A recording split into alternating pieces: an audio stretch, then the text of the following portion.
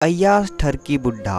नारियल पानी के दुकान पर एक ही नारियल में दोनों पाइप लगाए कविता उस बूढ़े आदमी के साथ नारियल पानी पी रही थी। वो बुड्ढा पहले नारियल पानी पीता और फिर कविता की ओर देखता, कहता, आज तो तुम एकदम कटरीना कपूर लग रही हो। एकदम तुम्हारे चेहरे से नजर ही नहीं हट रही है। अरे वो कटरीना कपूर नहीं, कटरीना कैफ है। अरे वो जो कोई भी हो, लेकिन तुम तो तुम ही हो। ऐसा लगता है कि तुम्हारी झील जैसी आंखों में डूब जाएं और देखते रहें। आप बहुत ही रोमांटिक हैं। हाँ वो तो हूँ। 50 साल का उम्र हो रही है मेरी, लेकिन मैं रोमांस आज भी 19 साल के लड़के की तरह है। ये कहकर वो बुढ़ा कविता के हाथों को पकड़ लेता है और गाना गाने लगता है। आजकल तेरे मेरे प्यार के चर्चे हैं जुबान पर, सबको मालूम है और सबको खबर हो गई। ये गाते हुए वह बुढ़ा जोर से किसी लड़के की तरह घूमता है, लेकिन उसका बैलेंस बिगड़ जाता है और वह धड़ाम से नीचे गिर जाता है। अरे मर गए रे, अरे मर गए रे मेरी हड्डी। अरे मेरी हड्डी कबड्डी खेलने लगी। उस बुढ़ा को उस तरह चिल्लाता देख कविता का चेहरा पीला पड़ जाता है। वह उसे उठाने की कोशिश करती है, लेकिन उसे उठाने की कोशिश में वो भी उसके ऊपर गिर जाती है। उसके बाद तो वो बुढ़ा फिर से दर्द से करा उठता है और फिर वह चिल्लाता है। ओ आवाज इतनी तेज भी कविता भी डर जाती है और वो भी जोर से चिल्लाती है, लेकिन चिल्लाने के साथ ही उसकी नींद खुल जाती है। वो देखती है कि वो तो अपने कम बिस्तर पर ही है। ये सब एक सपना था। उसके बाद कविता घड़ी की ओर देखती है। रात के 12:30 बज रहे थे। अधिकतर लोग नींद के आगोर में थी। कविता ने फिर से सोने की कोशिश की, लेकिन कविता को नींद नहीं आ रही थी। वह अपने बिस्तर पर करवटें बदल रही थी। उसके बाद उसने तकिया के नीचे से अपना फ़ोन निकाला और मोबाइल की गैलरी में एक फ़ोटो को जूम करके देखने लगी। वह फ़ोटो उसी बुढ़े की थी जो उसके साथ सपना में नारियल पानी पी रहा था।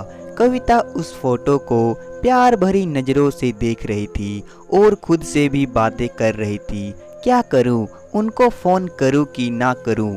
आधी रात हो रही है, वो तो गहरी नींद में होंगे, लेकिन उनसे कहे बिना भी तो नहीं रह सकती। इतनी बड़ी खुशखबरी जो है।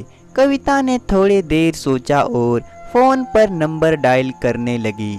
उसने जिस नाम से उस बुढ़े का नाम सेव कर रखा था वो नाम था जानू। थोड़ी देर बाद बुढ़े ने फ़ोन उठाया। हेलो, सो रहे थे क्या? अरे नहीं नहीं, जब से तुमसे मिला हूँ सोता कहाँ हूँ, बस जागता रहता हूँ और तुम्हारे बारे में सोचता रहता हूँ। बहुत प्यार करते हैं आप हमसे। अरे ये कोई पूछने की बात है? अरे दिल चीर के देख, तेरा ही नाम होगा, आज भरी महफिल में बदनाम होगा। अरे गाना वाना बाद में गाइएगा, अभी आपको बहुत बड़ी खुशखबरी देनी है। कविता की बातों को सुनकर बुढ़े की आंखें चौड़ी हो गई। उसने कहा, क्या बात है? जानते हैं, कल मेरी भाभी भैया और माँ 3-4 दिन के लिए शादी जा रहे हैं। शादी में? हाँ शादी में। मुझे आज रात को ये बात पता चली है। तुम नहीं जाओगी? अरे बोल तो मुझे भी रहे थे, लेकिन मैंने बहाना बना दिया कि कॉलेज में एक्स्ट्रा क्लास है, इसलिए मैं घर पर अकेली रहूंगी, पूरी अकेली। कविता ने जिस अंदाज में ये बात कही कि वो घर पर अकेली रहेगी, पूरी अकेली, उसे सुनकर जानू यानी उस बुढ़े के आंखों में चमक आ गई। अरे वाह, ये तो बहुत बड़ी खुशखबरी है। 4 दिन, ये 4 दिन हमारे होंगे, मज़ा आ जाएगा, खूब प्यार करेंगे एक दूसरे से, खूब अच्छा अच्छा से रखती हूँ। कल उन लोगों के जाने के बाद बात करूंगी। कविता कॉलेज में पढ़ती थी। इस समय वो उम्र होती है जिस समय इंसान को प्यार हो जाता है। कविता को भी हुआ, लेकिन एक 50 साल के बुढ़े से। वो उसके प्यार में ना सिर्फ पागल थी बल्कि उस बुढ़े के लिए कुछ भी करने को तैयार रहती थी, चाहे वो सही काम हो या गलत। लेकिन इसके पीछे का कारण था कुछ महीने पहले की बात है। अरे बोला ना, यह ड्रेस कॉलेज पहनकर नहीं जाना है। क्यों, क्या बुराई है इस ड्रेस में? देख, ज़्यादा सवाल जवाब मत कर और जो कहता हूँ वो कर। नहीं करूँगी, नहीं करूँगी, नहीं करूँगी। आप लोग हमेशा मेरे पीछे पड़े रहते हैं। ये नहीं करना, वो नहीं करना, यहाँ नहीं जाना, वहाँ नहीं जाना। अरे मैं बेटी हूँ इस घर की, कोई नौकरानी नहीं हूँ जिस पर हुक्म चलाते रहते हैं सभी। कविता ये बोल रही थी कि तभी उसकी भाभी हाथों में चाय की प्याली लिए हुए वहाँ आई। उसने अपनी ननद और सास की बातचीत सुन ली थी। देखो कविता, माँ जी जो कहते हैं वो सही है। तुम कॉलेज या मिनी स्कर्ट पहनकर जाना चाहती हो, यह अच्छी बात नहीं है। ओ भाभी, आप भी शुरू मत हो जाओ। मैं पक गई हूँ आपसे और आप लोगों की इस टोक टाक से।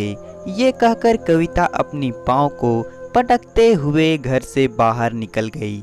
कविता को हमेशा लगता था कि उसकी माँ और उसकी भाभी की यूं कहे ये कि कविता का पूरा परिवार बिना बात के हाथ धोकर उसके पीछे पड़े रहते हैं, जबकि ऐसा बिल्कुल नहीं था। वो लोग तो उसकी भलाई के लिए बोला करते थे, लेकिन कविता को उसकी भलाई की बातों में बुराई नजर आती थी।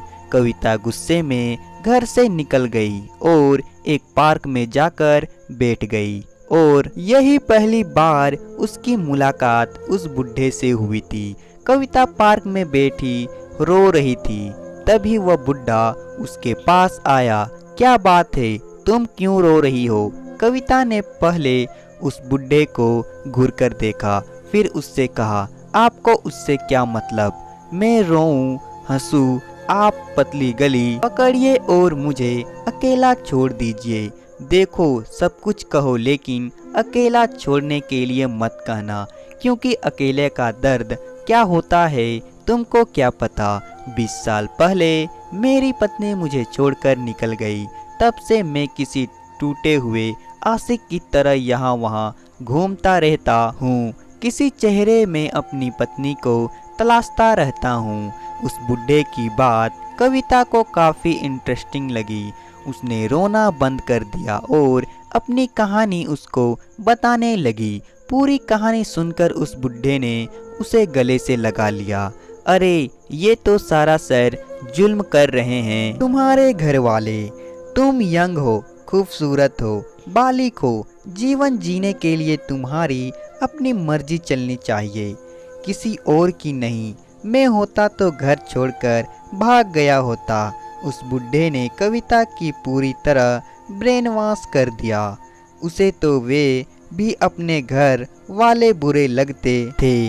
अब तो वो सभी के सभी विलन लगने लगे थे और हीरो लग रहा था वह बुढ़ा। वो बुढ़ा भी सारी बातों को समझ गया था, इसलिए वो उसे लेकर एक रेस्टोरेंट में गया और वहाँ कविता को उसके पसंद के बिरयानी खिलाई। उस दिन के बाद से तो उसका लगातार मिलना जुलना शुरू हो गया। कविता को भी अब उसके साथ बातें करना, घूमना, मिलना जुलना अच्छा लगने लगा था। और एक दिन, जानू मैं आपसे बहुत प्यार करती हूँ, बहुत प्यार। मैं आपके बिना जी नहीं सकती, मैं भी तुम्हारे बिना जी नहीं सकता। या फिर शादी कर ले। अरे इतने भी क्या जल्दी है, शादी भी कर लेंगे, लेकिन उसके पहले प्रेम कहानी की मज़ा पूरी तरह से ले लो। कविता और समझ नहीं पा रही थी कि वो क्या कर रही है और क्या नहीं। उसे तो वह बुढ़ा जो कहता था वह करती थी और वो इसी बात का बुढ़ा फ़ायदा उठा रहा था। असल में वह बुढ़ा बहुत ही बदमाश किस्म का आदमी था। उसे पता चल गया था कि कविता उसकी हाथों की कठपुतली हो गई है। इस बीच जब कविता के परिवार वाले शादी में बाहर जा रहे थे तो उसने उस बुढ़ा को अपने घर पर बुला लिया। जब उसके घर वाले चले गए, अब उसे कॉल किया तो बुढ़ा कविता के पड़ोसियों की नज़र बचाकर उसके घर पहुंच गया। कविता ने जैसे उसे देखा तो उसने उसे गले से लगा लिया।